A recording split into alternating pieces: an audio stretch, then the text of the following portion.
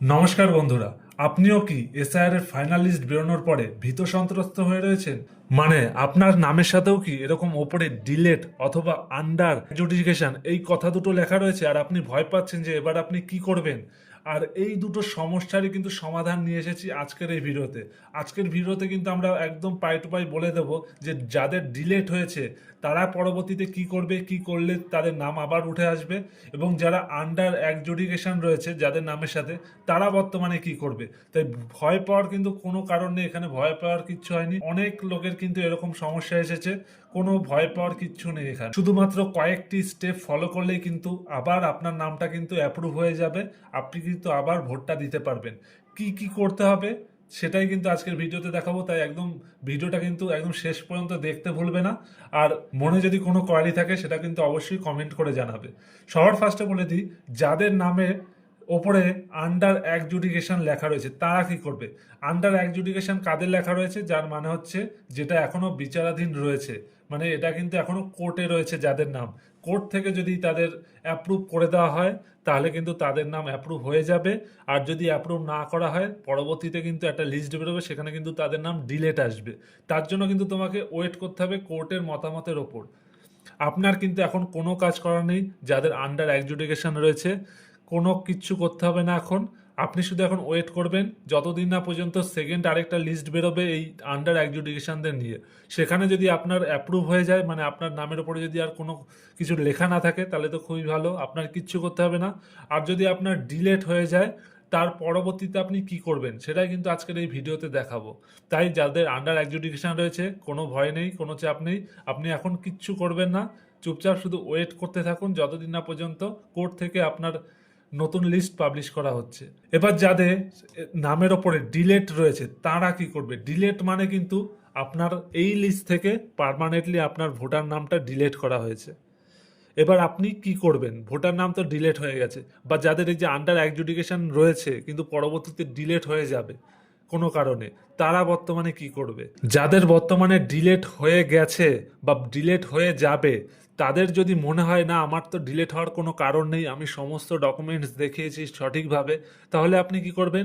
আমরা কিন্তু আগের ভিডিওতেই বলেছিলাম যে আপনি কিন্তু আবার আপিল করতে পারবেন, না আবেদন করতে পারবেন সরকারের কাছে। এবার সেই আবেদনটা কি করে করবেন? যে হ্যাঁ আমার সব কিছু ঠিকঠাক আছে, তারপরেও আমার নাম বাদ গেছে এসআইআর এর তালিকা থেকে। এবার আপনি কি করে সেই আপিলটা করবেন সেটাই দেখাবো। এর জন্য কিন্তু একটা আবেদনপত্র বেরিয়েছে, সেই আবেদনপত্রটা কিন্তু আপনাকে ফিল আপ করতে হবে। এই যে আবেদনপত্রটা দেখতে পাচ্ছেন, এই আবেদনপত্রটা কিন্তু আপনাকে ফিল আপ করতে হবে। ফিল আপ করে কোথায় যেতে হবে? ডিইও মানে জেলা নির্বাচন আধিকারিক যে রয়েছে আপনার জেলার, সেখানে কিন্তু আপনাকে গিয়ে আবেদনটা করতে হবে। তারপরে সে যদি আবেদনটার ভিত্তিতে যদি সমস্ত কিছু খুঁটিয়ে দেখার পরে মনে করে যে না আপনার সব ঠিক আছে, আপনার নাম ভোটার তালিকায় রাখা যায়, তাহলে কিন্তু সে অ্যাপ্রুভ সেটা করে দিতে পারবে। এবার এই আবেদনপত্রটা যদি আপনার দরকার হয়, আপনার লাগে, কমেন্ট করে জানাবেন, আমরা কিন্তু আপনাকে ডিএম করে দেবো, লিঙ্ক কিন্তু পাঠিয়ে দেবো এই আবেদনপত্রের।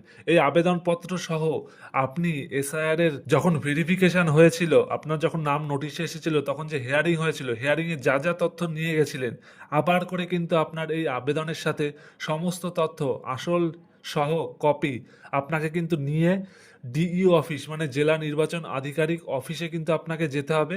সেখানে গিয়ে কিন্তু যে অফিসার রয়েছে তাকে কিন্তু এই সমস্ত আইডি সহ সব কিছু কিন্তু দেখাতে হবে। আর সেটা কিন্তু এসআইআর এর ফাইনাল লিস্ট বের হওয়ার 15 দিনের মধ্যে কিন্তু আপনাকে করতে হবে। 15 দিন, দিনটা কিন্তু মাথায় রাখবেন। 15 দিনের মধ্যে কিন্তু আপনাকে চলে যেতে হবে ডিইওতে, যেটা আমাদের কলকাতায় রয়েছে।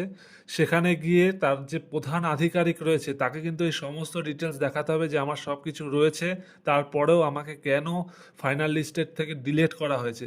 তারপরে যদি সে সেটা ভেবেচিন্তে দেখে যে হ্যাঁ সঠিক হয়ে গেছে, মানে সব কিছু ঠিকঠাক আছে, তাহলে কিন্তু সে আপনার নামটা অ্যাপ্রুভ করে দিতে পারবে, এবং পরবর্তীতে যখন আপনার আবার লিস্ট বেরোবে সেখানে কিন্তু আপনার অ্যাপ্রুভই আসবে, আপনি কিন্তু ভোটার দিতে পারবেন। তাহলে আশা করি বুঝতে পেরেছেন যে ডিলেট থাকলে কি করবেন। ডিলেট থাকলে এই যে আবেদনটা, এই আবেদনপত্রটা ফিল আপ করবেন, সঙ্গে আপনার সমস্ত ডিটেলস 2002 এর আগে কিছু থাকলে সব কিছু নিয়ে কিন্তু আপনি চলে যাবেন ডিইও অফিসে। সেখানে যে জেলার নির্বাচন আধিকারিক রয়েছে প্রধান, তাকে কিন্তু আপনি সব কিছু দেখাবেন, কোনো ভয় নেই। সব যদি ঠিকঠাক থাকে কাগজপত্র, তাহলে কিন্তু আপনার কোনো ভয় নেই, ভোট হতে বাধ্য। এরপরেও যদি আপনার কোনো কারণে ভোট না হয়, তারও কিন্তু আমরা ব্যবস্থা কি করে করতে হয় তা কিন্তু আমরা এই চ্যানেলেই দেখাবো। কি কি করতে হবে, এরপরে কোথায় যেতে হবে, ডিইওর পরেও কিন্তু অনেক স্টেপ রয়েছে, সেখানেও কিন্তু আমরা দেখাতে পারবো আমাদের সবকিছু। সবার প্রথম কাজ হচ্ছে আমাকে ডিইও অফিসে গিয়ে কিন্তু আমাদের অফিসারকে সবকিছু কিন্তু দেখানো। আশা করি আপনার সব কিছু ঠিক থাকলে সেখান থেকে অ্যাপ্রুভ হয়ে যাবে। তারপরেও যদি অ্যাপ্রুভ না হয়, তাহলে কিন্তু আপনাকে তার পরবর্তীতে কিন্তু আপনাকে সিইও অফিসে যেতে হবে এবং সেখানে গিয়ে যোগাযোগ করতে হবে।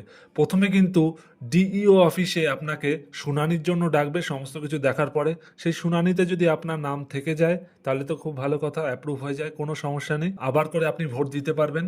আর এর পরেও যদি আপনাকে আবার ডিলেট করা হয় তাহলে আপনি চলে যাবেন সিইও অফিসে। সেখানে গিয়ে কি করতে হবে সেগুলো কিন্তু আমরা পরবর্তী ভিডিওতে দেখাবো কি কি করতে হবে। নতুন নতুন যেহেতু বিভিন্ন টপিক আসতে চলেছে সামনে, এখনো পর্যন্ত আমরা যে তথ্যটা পেয়েছি সেই তথ্যটুকু কিন্তু আপনাদের সামনে তুলে ধরছি। আপনারা কিন্তু এই স্টেপগুলো ফলো করলে আপনার নাম সহজেই কিন্তু আপনি তুলে নিতে পারবেন। তাই ডিলেট বা জুডিশিয়াল লেখা থাকলে কোনো ভয় পাবেন না। আপনি কিন্তু আজকের দেখানো ভিডিওটা যদি আপনি পুরোপুরি দেখেন, স্টেপ বাই স্টেপ ফলো করে কাজগুলো করেন, তাহলে কিন্তু আশা করছি আপনি আপনার নাম সহজেই ভোটার লিস্টে তুলতে পারবেন, যদি আপনার সমস্ত কাগজপত্র একদম সঠিক থাকে। এবার বলে দিই, এই যে আবেদনপত্রটা, ডিইও অফিসের যে আবেদনপত্রটা, এটাকে আপনি কিভাবে ফিল আপ করবেন। এর জন্য আপনি প্রথমে এর একটা প্রিন্ট আউট বের করে নেবেন, যেটা বললাম যে আমরা লিঙ্ক দিয়ে দেবো। যদি আপনি কমেন্টে জানান যে আপনার লাগবে তাহলে কিন্তু আমরা লিঙ্ক আপনার ডিএম করে পাঠিয়ে দেবো। তারপর এখানে আপনার জেলার নাম লিখবেন, তারিখ লিখবেন, এরপর নিচে চলে আসবেন, এখানে আপনার নাম, আপনার পিতার নাম, আপনার ঠিকানা কিন্তু একদম সঠিকভাবে লিখে দেবেন। তারপরে নিচে রয়েছে এপিক নাম্বার, এখানে এপিক নাম্বারটা লিখবেন, আপনার কোন বিধানসভার কেন্দ্রের মধ্যে পড়ছে সেই বিধানসভার নাম লিখবেন, প্রথমে নম্বর লিখবেন, তারপরে কিন্তু সেই বিধানসভার নামটা লিখে দেবেন। তারপরে আপনার পার্ট নামটা সঠিকভাবে লিখবেন, সিরিয়াল নাম্বারটা কিন্তু সঠিকভাবে লিখে দেবেন এবং নিচে আপনার স্বাক্ষর, আপনার নাম এবং ফোন নাম্বার এটা লিখে আপনার সমস্ত কাগজপত্র নিয়ে চলে যাবেন ডিইও অফিসে। সেখানে অফিসারকে সবকিছু দেখাবেন। আশা করছি তাহলেই কিন্তু আপনার শুনানিতে নাম পাকা হয়ে যাবে, যদি কিনা আপনার মনে হয় যে আপনার সমস্ত কাগজ একদম সঠিক আছে। আপনার যদি কোনো কোয়ারি থেকে থাকে অবশ্যই কমেন্টে জানাতে ভুলবেন না।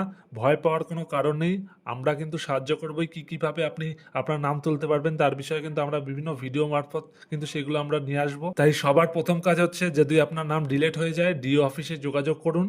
তারপরে দেখুন, আশা করি সব কিছু এখানেই হয়ে যাবে। না হলে এর পরবর্তীতে আমরা ডিটেলস ভিডিও আরও কিন্তু নিয়ে আসবো, কী করে ইসিও অফিসে যেতে হবে বা কি সব কিছু কিন্তু আমরা পরবর্তীতে ভিডিও করে তোমাদের দেখিয়ে দেবো। তাহলে আশা করছি আজকের এই ভিডিওতে দেখার পরে আপনার মনে আর কোনো ভয় থাকবে না। আপনি এই স্টেপগুলো ফলো করলে কিন্তু সহজেই আপনার নাম তুলতে পারবেন।